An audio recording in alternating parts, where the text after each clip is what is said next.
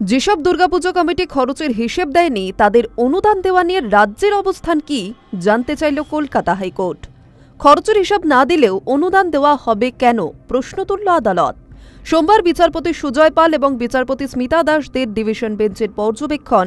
এর আগে সরকারি অনুদান নিয়ে কোথায় কত টাকা খরচ হচ্ছে তা নিয়ে পুজো কমিটিগুলিকে ইউটিলাইজেশন সার্টিফিকেট জমা দিতে বলা হয়েছিল। কত পুজো কমিটি ওই সার্টিফিকেট জমা দেয়নি, না দেওয়া সত্ত্বেও কি অনুদান দেওয়া হচ্ছে, সোমবার প্রশ্ন করেছে হাইকোর্ট। আগামী বুধবার এই মামলার পরবর্তী শুনানি। ওই দিন রাজ্যকে হাইকোর্টে নিজেদের অবস্থান জানাতে হবে।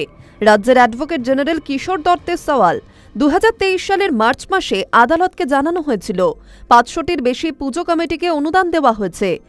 এর মধ্যে 36টি পুজো কমিটি ওই শংসাপত্র জমা দেয়নি। বিচারপতি পালের মন্তব্য, আমরা কোনো সংখ্যায় যেতে চাইছি না। গত বছর পর্যন্ত আদালতের নির্দেশ মেনে যেসব পুজো কমিটি শংসাপত্র জমা দেয়নি তাদের বিরুদ্ধে কী পদক্ষেপ করা হচ্ছে, তাদেরও কি অনুদান দেওয়া হবে? এজি জানান, পরবর্তী শুনানির দিন পুরো বিষয়টি আদালতের সামনে তুলে ধরবেন। দুর্গাপুজো কমিটিকে অনুদান দেওয়া নিয়ে হাইকোর্টে জনস্বার্থ মামলা দায়ের করেন সৌরভ দত্ত।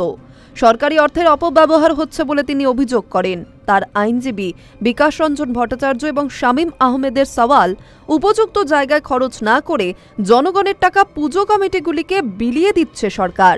যদিও রাজ্যের বক্তব্য ছিল ওই টাকা জনগণের স্বার্থেই ব্যবহার করার জন্য দেওয়া হচ্ছে।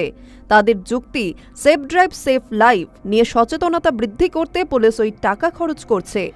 এছাড়া কোভিড পরিস্থিতিতে বেশ কিছু বিধিনিষেধের জন্য খরচ করা হয়েছিল।